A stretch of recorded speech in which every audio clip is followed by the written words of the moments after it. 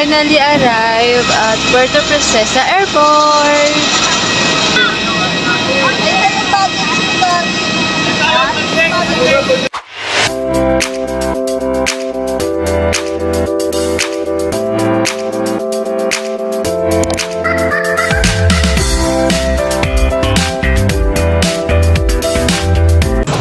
Morning guys! Here's me again dyan nakatira ni First Screen. Nagbabalik para sa panibagong video. At for today's video, magkakaroon tayo ng travel vlog.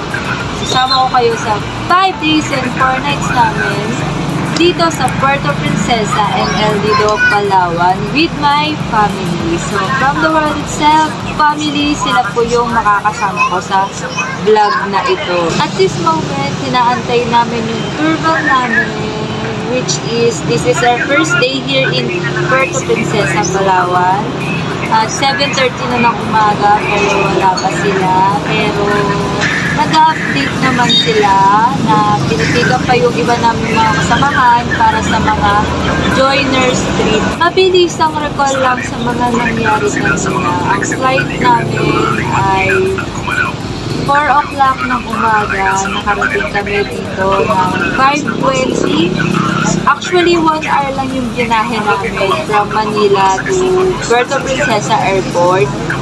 At hanggang ngayon, kung mapapansin niyo sa mukha ko kung haggard man or malalim yung eyebags ko, kasi ang reason yan, wala pa akong tulog. Yes po, wala pa akong tulog. And tuloy-tuloy yung biyahe namin. Mga gabi na ako makakapagpahinga pa. So, yun lang guys. Abang-abang lang kayo sa mga nangyayari. Sana magustuhan nyo yung Puerto Princesa and El Nido, Palawan.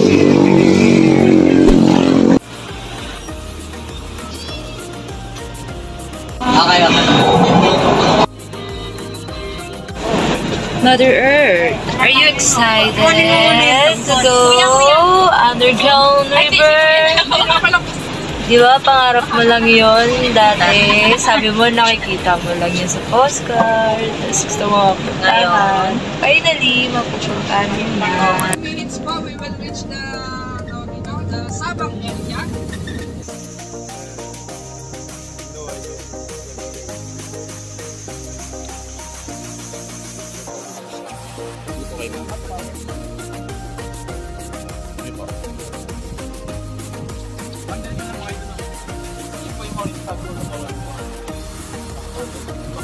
Dito na kami ngayon sa Sabang Beach kung saan nag-avail kami ng extra activities which is zipline.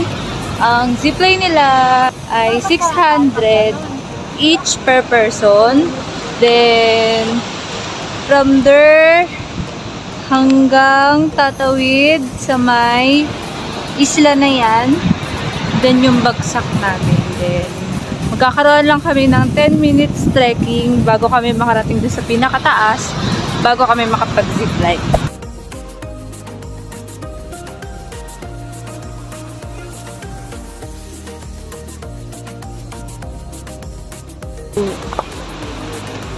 This way to Sabang zipline. Pwede yung pababa na lang agad ng zipline. Pwede wala ng trekking. Diretso zipline na lang. Uy.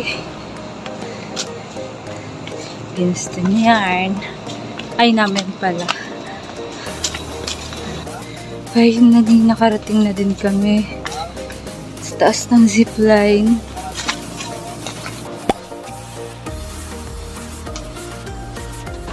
Doon kami babagsak. Ha? Ken?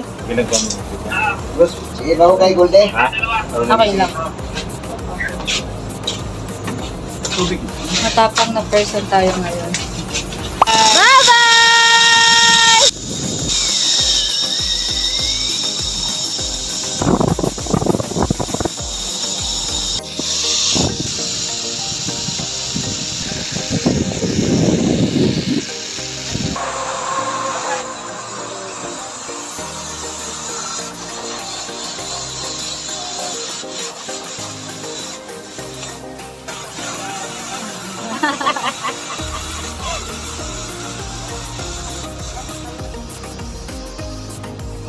Ito yung another option, yung Mangrove Paddle Boat Tour, kung saan sasakay sila ng boat and meron nang magpapadal sa kanila. Bali, mag-iikot lang sila sa isang ilog and wala silang gagawin kundi nakaupo lang and i-enjoy lang nila yung scenery ng mga malalaking puno na makikita nila doon.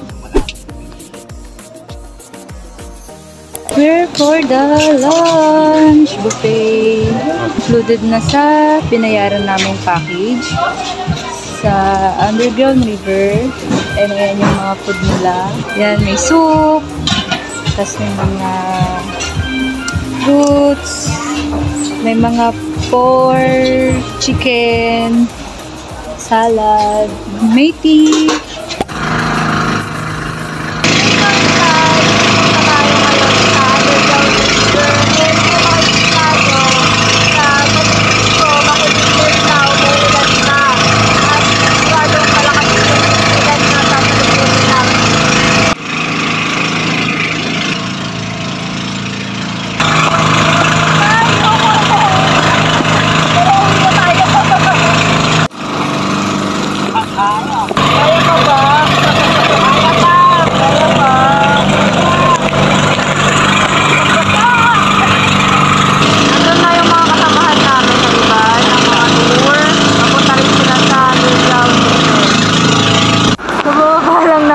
Sa Pangpang at wala, we have no choice, hindi tuloy talaga.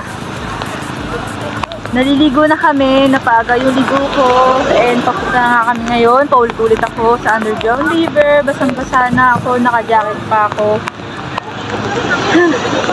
Waterproof tayo ngayon.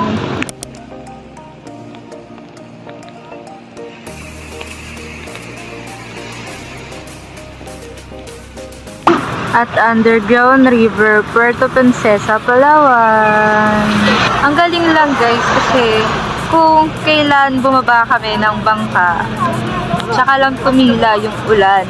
Pero kanina habang papunta kami, simula doon sa pinakadaungan ng mga bangka, papunta dito sa Underground River, sobrang lakas nung ulan na sumalubong sa amin. Pero ngayon, wala na. Ang galing, di ba? Vibe with nature muna ang peg.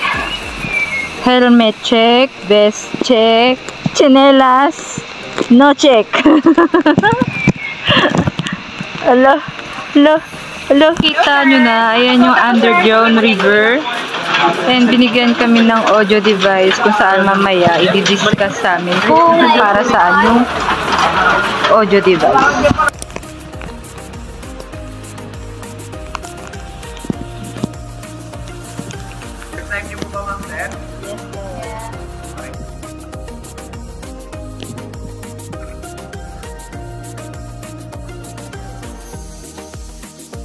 Okay, ma'am, sir, follow the light. Look, front. There's a dinosaur. The dinosaur head. There's one.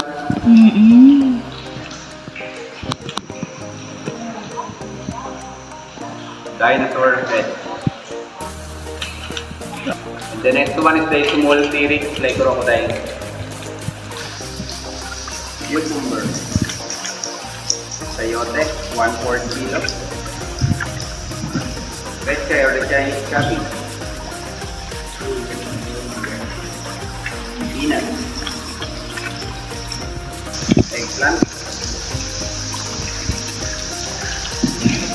Above your head, banana blossom.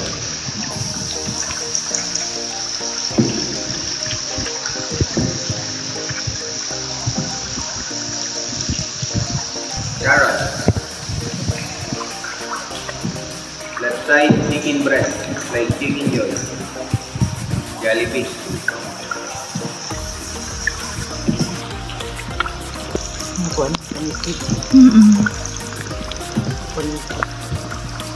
Papa, wag mo mga matsyempoan ka. Eyes, nose, mouth, the lock here.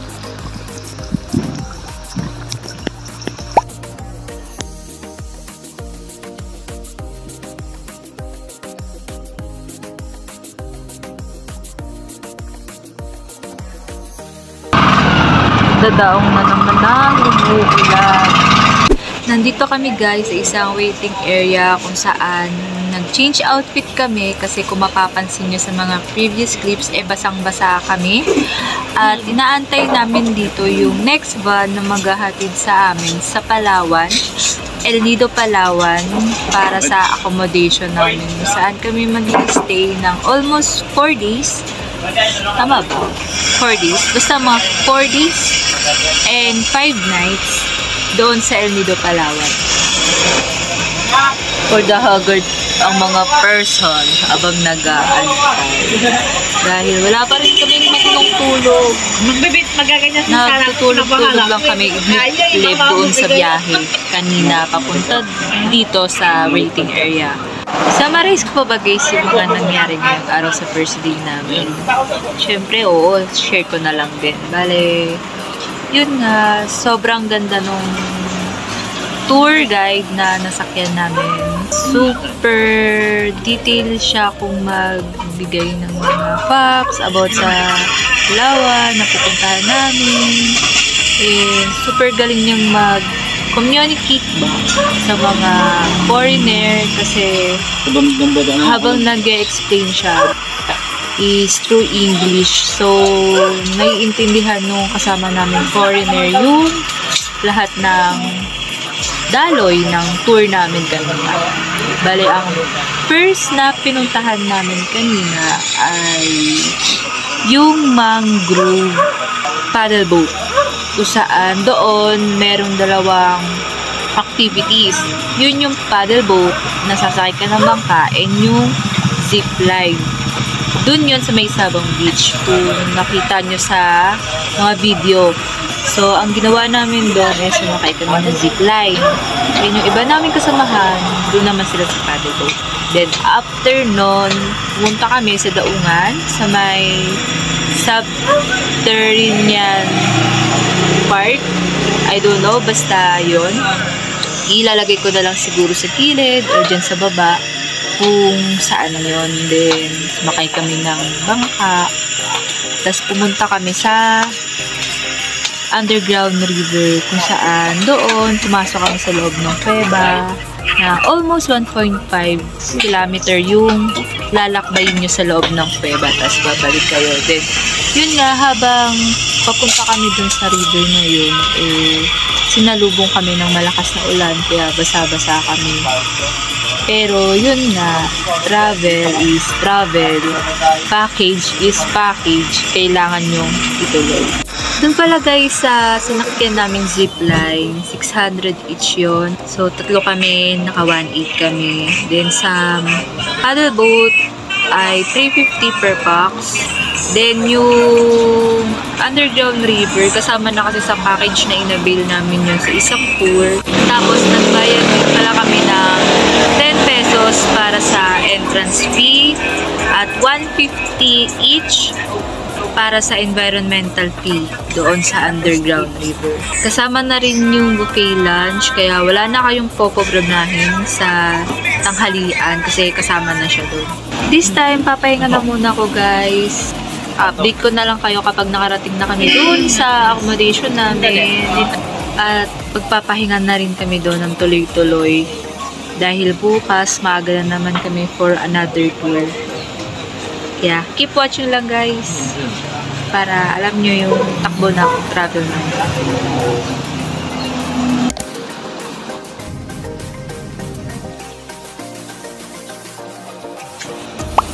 Finally guys, as you can see, nandito na kami sa lunch inn na pinag-book ko.